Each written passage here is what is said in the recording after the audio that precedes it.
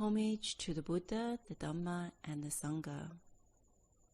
Today I wanted to talk about practice and learning and practice, and the many questions that come in around what's the best approach to developing a practice, developing a particular focus towards Buddha Dhamma.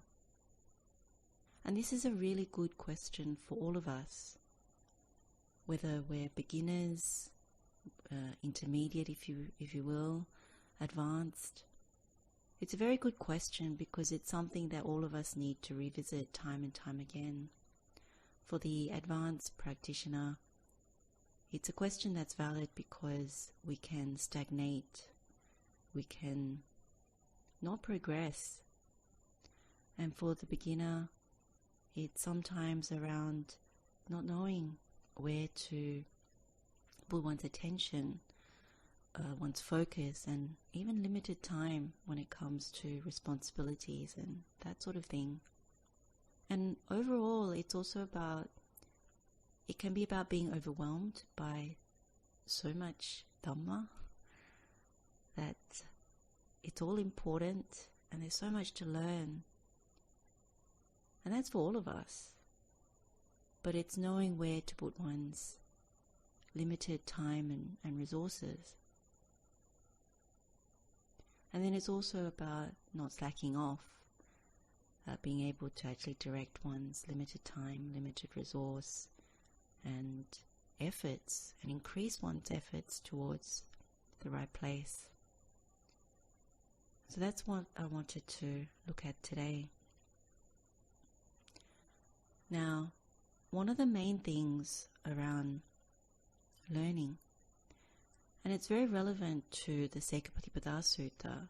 So one of the talks and sessions that we had was on Sutta, which was accomplishing learning, becoming very learned, having heard much. And there's a particular sequence that the Buddha goes through. And I wanted to remind some of the important things as part of that. But one of the main things around practice is firstly to ensure that you have daily practice. It seems like a very straightforward thing. But in some cases, some of us don't actually have a daily practice. So that means one isn't learning something each and every day, or one is not practicing meditation each and every day.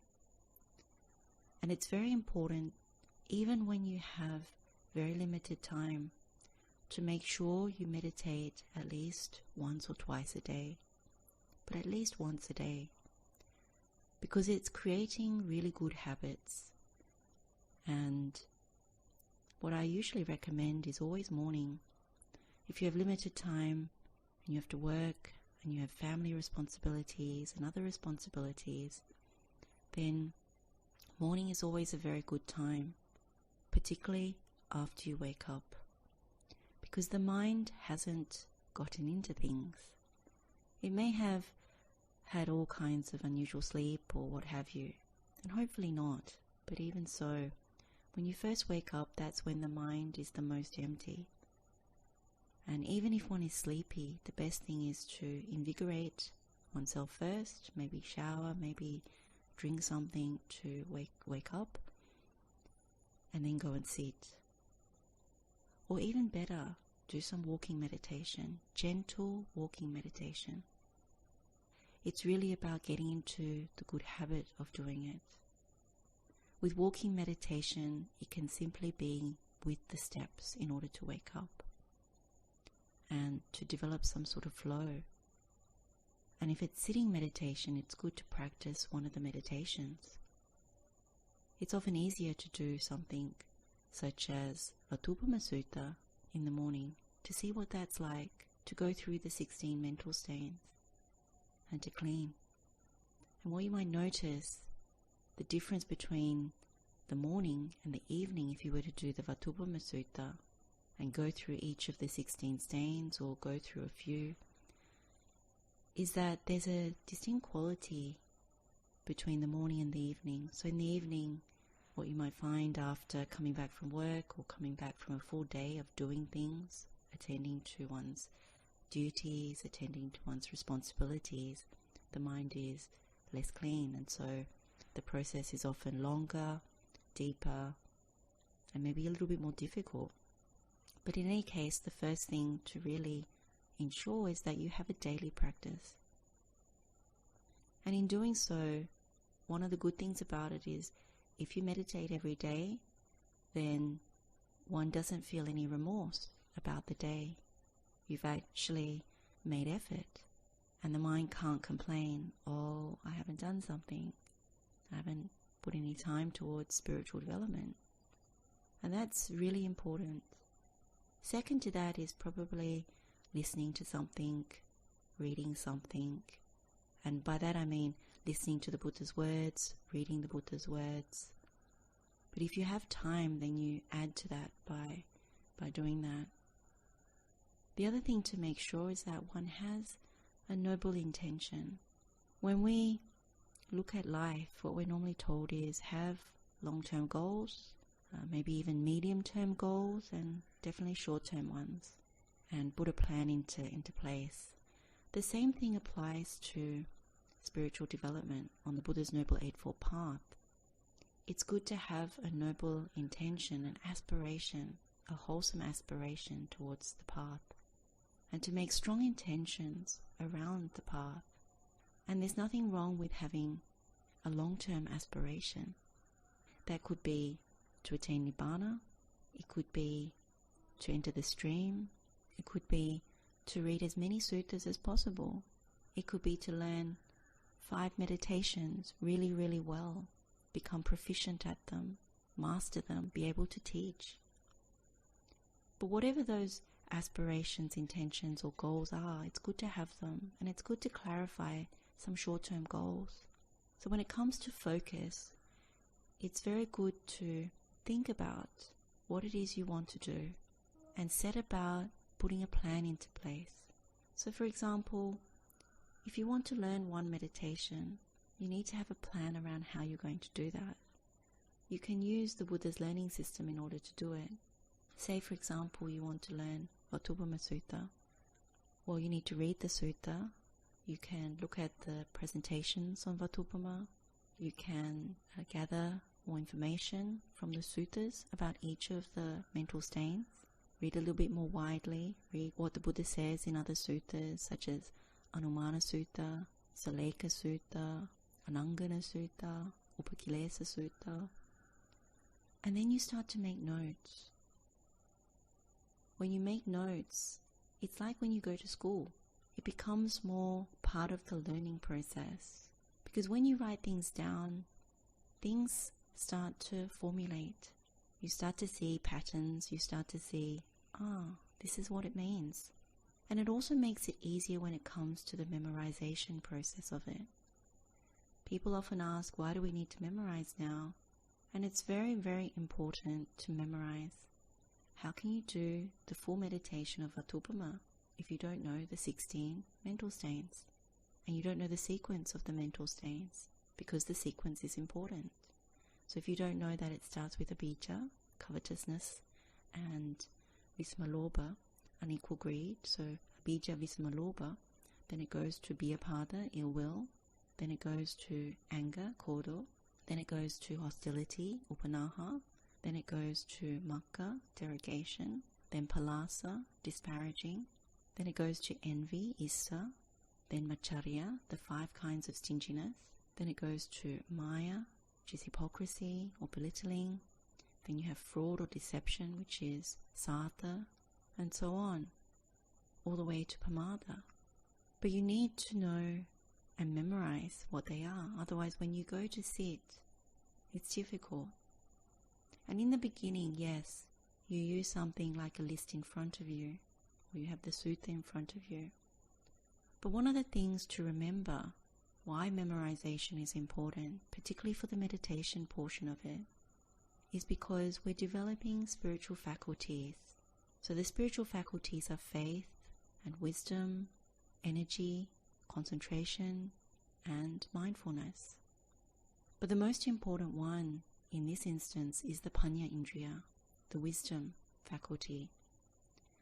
When you meditate and you've memorized the steps of the meditation, you know what you need to do in order to meditate, the Buddha's instructions, and you know the component part, then when you meditate on your own, without a guided meditation, then you're allowing the panya indriya, the wisdom faculty, to activate. And when it activates, that's when the insights come. And also when you don't allow the mind to get too lazy. Now, in the beginning, guided meditations are helpful. They are there in order to help you to know how to actually do the meditation. It's important at some point to make sure that you do the meditation on your own, that you give up the guided meditations. Otherwise, you don't activate the panya indriya, and your spiritual faculties remain relatively blunt. One of the things in modern times is guided meditations, and they have their place.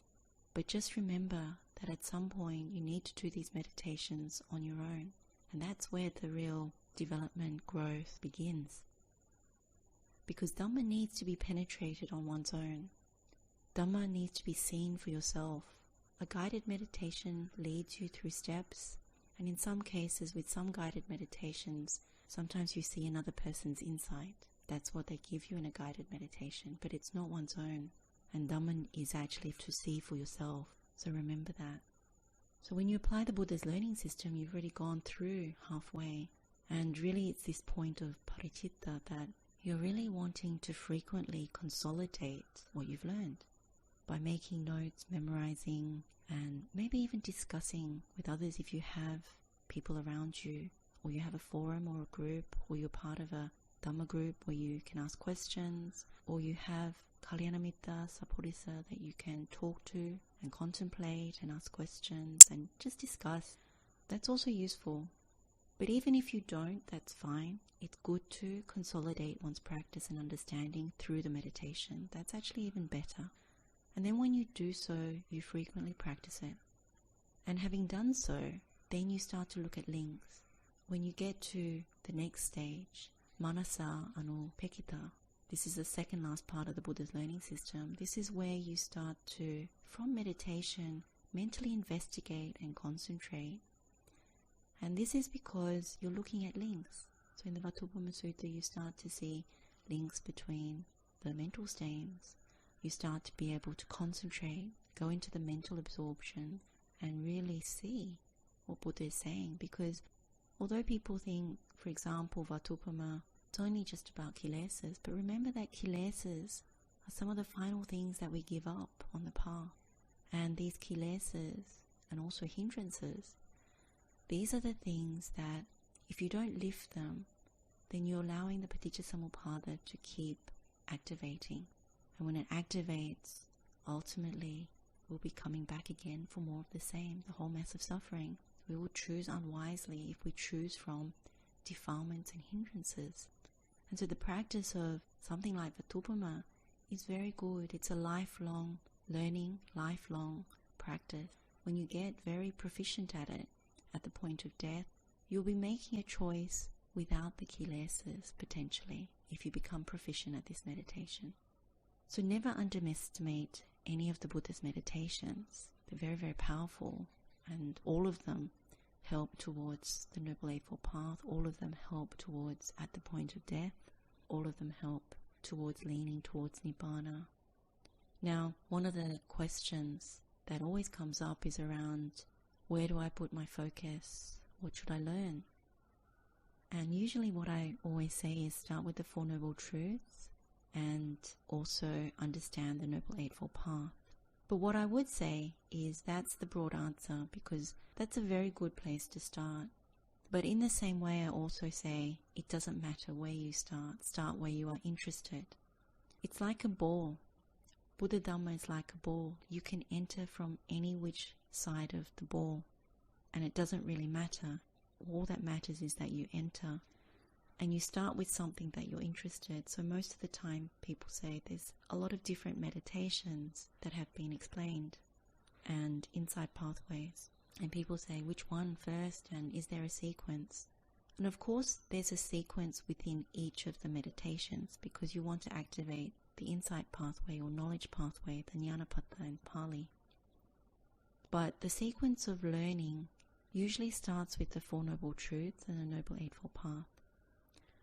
But from there it goes out because there are many things that feed into it. And also part of it is making sure that one understands the overall the 37 Bodhipakya Dhammas, of which the Noble Eightfold Path is one part. It's 8 of the 37.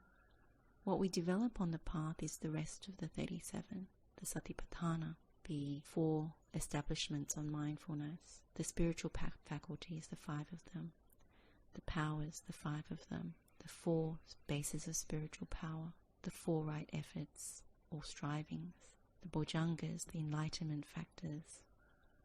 When you do so, this is where it all comes together. But in terms of the Buddha's teachings, there's so much that lends itself, that helps us towards Buddha's essential, fundamental, Four Noble Truths, Eightfold Path. So in that way, it doesn't really matter where you enter, as long as you're interested and as long as you find something doable. For example, at the moment, there are a number of meditations that have been given, explained in terms of the Buddha's knowledge pathways, insight pathways, and generally some of the things that the Buddha has taught.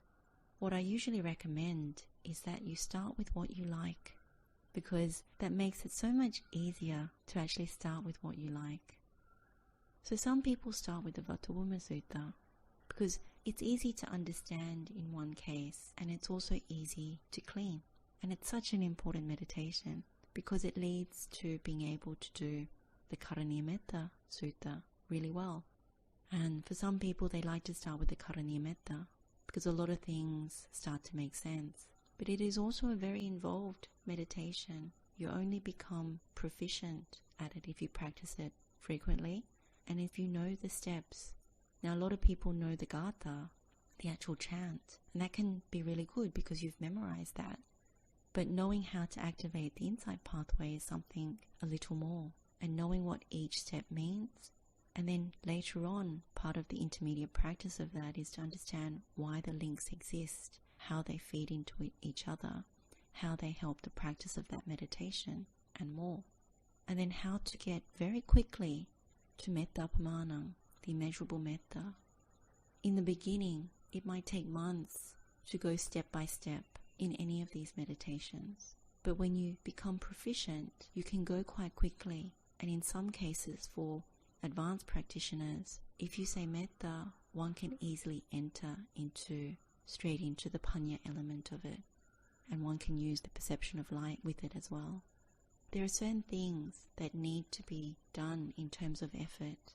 And if you follow the Bahusutta program in terms of what the Buddha said about his learning system, if you take that as a method of how to do something really well, then it starts with hearing, learning, writing, memorizing, meditating, frequently meditating, correcting, insight, and over again. It's good to start with a meditation that you like because then it doesn't feel like a burden. It feels like, I really want to know how to do this meditation. Remember that Buddha said that one can become Bahusutta Dhammadaro, a learned memorizer of the Dhamma, if even you know a 4-line verse and you practice it really well and you develop insight from it. So the idea around learning one meditation really, really well is a very good short-term goal, short to medium-term goal. With students, what you find is that we all like to hear a lot of the Buddha's words, and that's a very good thing. Hearing the Buddha's words, hearing them explained is a very good thing, and particularly hearing them explained by someone who has developed insight, and hearing them explained where the Dhamma has been penetrated, in the beginning, in the middle, in the end. There's a fragrance to the Buddha's teachings, and there's a fragrance to when someone explains it so that it makes it simpler for you to pick up that meditation, that teaching of the Buddha, and run with it. Feel that you can run with it. And when you share Dhamma, the ultimate goal is to invigorate, inspire, and lend a sense of urgency. Not in a way that makes you fearful or guilty or anything like that, but something that says, go for it. You can do this. It is possible. Just take the first few steps and run with it. One of the things that someone who shares Dhamma can't do is we can't do the work for you. None of us can. It has to be done for oneself. And that's where the virya is needed, the energy, the effort, the persistence. Sometimes it's very difficult to write things down, and so it takes longer to learn. Sometimes it's very difficult to memorize, and so it's difficult to really get those meditations up and running, even one meditation up and running. Sometimes you have to lean on Kalyanamitta in order to inspire each other, help each other. But even if you don't have Kalyanamittas around, it shouldn't prevent you. It's an encouragement, a gentle reminder, you can do this, you must do this. It's for one's well-being, one's safety. And it's interesting because quite often you don't hear people say, write things down. But when you learn, you do need to write things down, otherwise you don't know how to do Buddha's instructions. And there's nothing wrong with becoming an actual student. And it's tangible. It's really tangible when you look at your notes and you see maybe a few years ago, this is what I learned. And when you read it back a few years later, you think, I know this and these are my efforts. This is really good. It can be quite inspiring for oneself to know that one has made effort. Sometimes when it comes to learning, even when you're doing a Dhamma session, even when you're listening to a sutta being explained, it's good to take notes. It's good to highlight things that resonate. It can be after you've listened to it one time. It could be at the time. It could be when you read suttas and you're either highlighting or you're making little notes in a notepad, or if you feel comfortable doing that in the actual book itself. For some people I know you don't want to damage the book. But one of the things is that we have these little things that sometimes prevent us from learning. And I know some people who are very hesitant to highlight and write and put these things into where the suttas are. But then when you've really started studying these things, they become your friend. They become your Kalyanamitta, and they're always giving. And in dictionaries, like Pali dictionaries, being able to highlight and say, I've covered that word. I know what that word is. And then when you look through the dictionary, you find, wow, you've gone through hundreds of words, particularly from an English perspective. The common language that we have when it comes to Buddha Dhamma is now Pali, because English is our way of entering, but it's not the best way, because some of our words, you need many, many words to explain one thing sometimes, to get the full meaning, to make sure you have the right understanding of the phrasing of the Buddha. The other thing I would also recommend is if there's a gatha, a particular saying of the Buddha that is inspiring, that is really helpful, it's good to memorize, because these things, they help you. They really, really help you. And one of the suttas that comes to mind is Ketupa Sutta. It's in Samyutta Nikaya, chapter 42, discourse number 7. And it's about the similes of these rice fields and compassion for people that are similar to these rice paddies. One that is good for growing things, one that is not so good for growing things, it's all right, something in the middle, and then one that is quite poor for growing. But in this thing, the Buddha says that when you listen to the Dhamma that is good in the beginning, good in the middle, good in the end, that it is meaningful and well phrased, that the Buddha has revealed the spiritual practice that's entirely full and pure. When Buddha explains it like this, if you understand even a single sentence of the Buddha's words, it would be for one's lasting welfare and happiness. So from our perspective, no matter what we listen to of the Buddha's actual words, it has long-lasting effect for one's welfare and happiness. So even if someone is very poor in terms of many things towards the Buddha and learning, but even a few words they may remember, even at the point of death, even at a particularly precarious situation, and that can be very helpful. And if one is reborn into a place, but you remember some of the Buddha's words, that can be something that saves you. One doesn't know. So remember that any time spent with the Buddha's words, the Buddha's actual words, it's very, very helpful. So to give an idea about how some of us practice, we break up the day into component parts. There's time spent meditating, walking meditation is a huge part of the day. It's very good for movement as well as not always sitting. It's always good for memorization, wanting to remember particular things.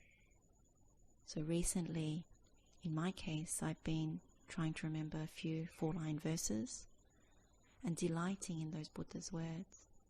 Then another portion of the day is spent in suttas, in learning meditations, in making sure one clarifies the meditations.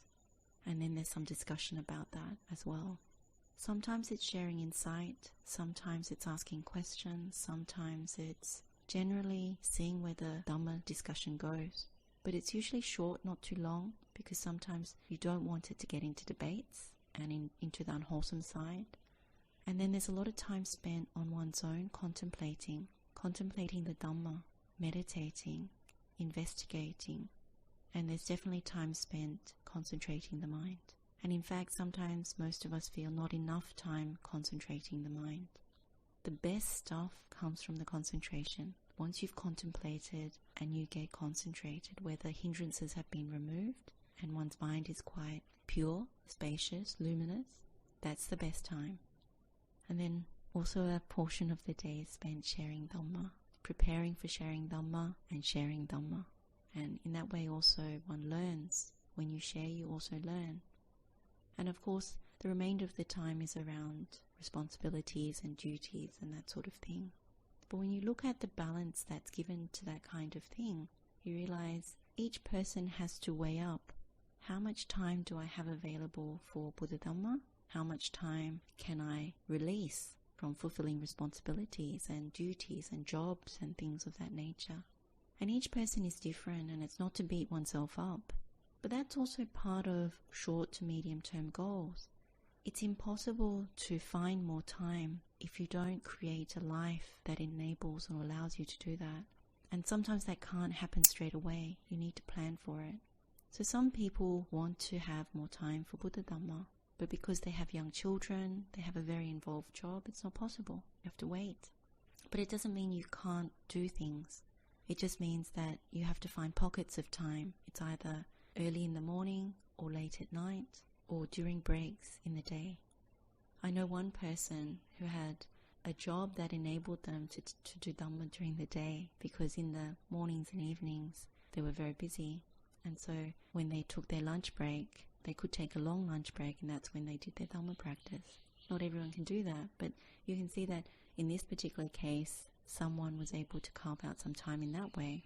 Other people rearrange their time. They share duties with their partners to enable certain things to happen.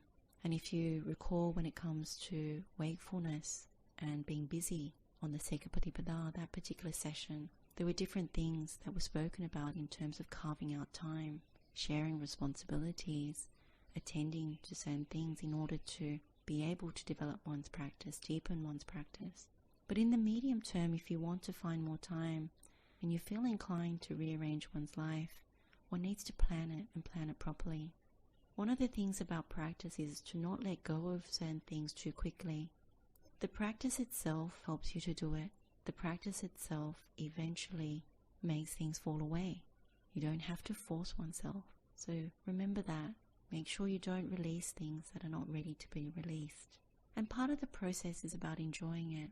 Enjoy learning Pali words. I know some people really balk at the idea of Pali words, and you've probably noticed that these sessions are infused with the Pali and the English. It's very important to know where we are all talking about. Some of these words are very, very similar if you just use the English. But Buddha is very precise in what he says. And so it's very good to start developing vocabulary. It's good to write them down. It's good to familiarize yourself.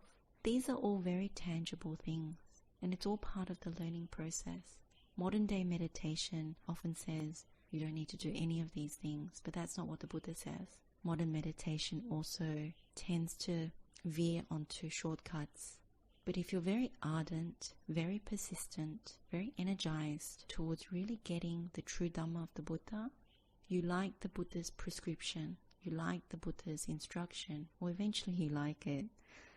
Eventually you give yourself a chance to like it, and you become interested. So for some people it's Pali translation, Not to become scholars, but just to enter and take delight in the Buddha's words. To know for yourself, this is what the Buddha said. For other people, it's memorization. You memorize them so you can do the meditation. You memorize them so you can tell others about it. You memorize it so when it comes to understanding what is sublime, what is peaceful, it's a good reminder. It's the Buddha's words, the Buddha's actual words. When things get challenging, when things get stressful, and they do, this is what part of dukkha is. Jati dukkha is it infuses life with challenges, irritations, annoyances, all of it.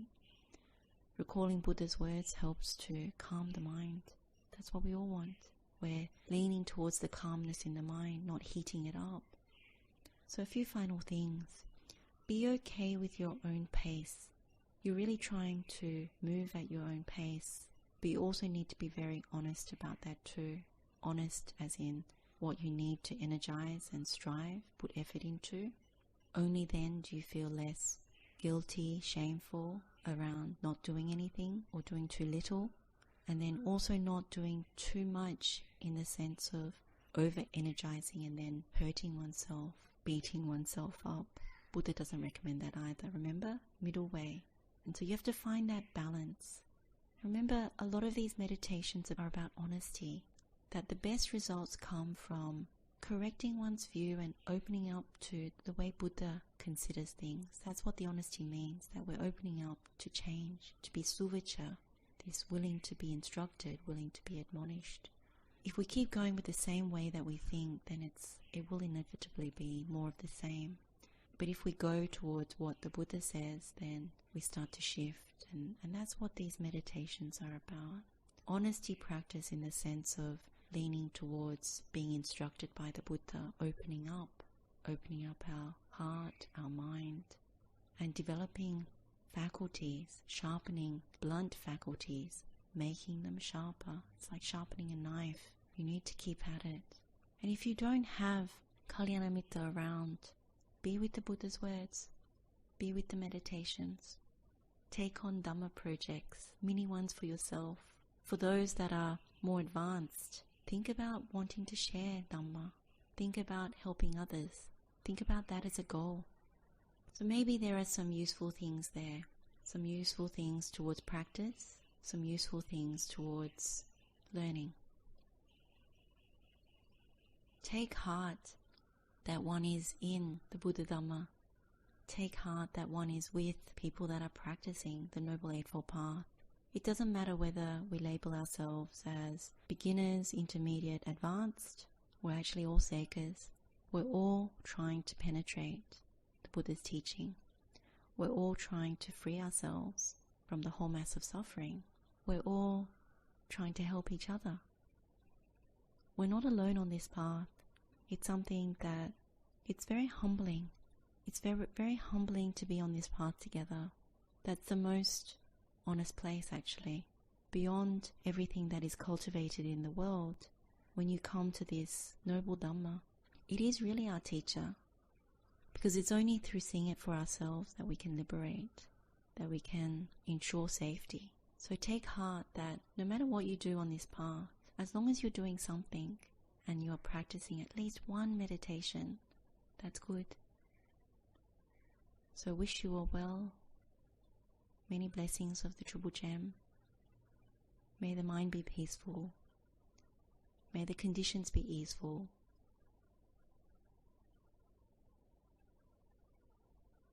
Theruwan saranai.